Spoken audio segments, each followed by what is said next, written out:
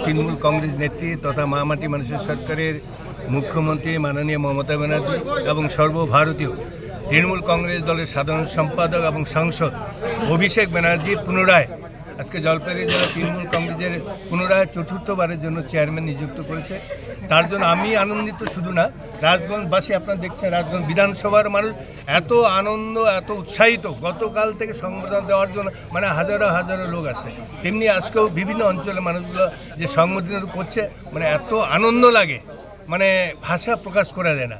নিশ্চয়ই আমি ভালো কাজ করি বলে নিশ্চয়ই দিদি আমাকে পুনরায় আবার চেয়ারম্যান, তাই নিশ্চয়ই আমি আশা রাখবো দিদির আশীর্বাদে এবং আমাদের অভিষেক ব্যানার্জির সহযোগিতা আমাদের জলপাইগুড়ি জেলা, যেমন আপনারা নিশ্চয়ই জানেন 2021 বিধানসভা নির্বাচনে কেবলমাত্র আমরা 3 জন বিধায়ক আমরা নির্বাচিত হই।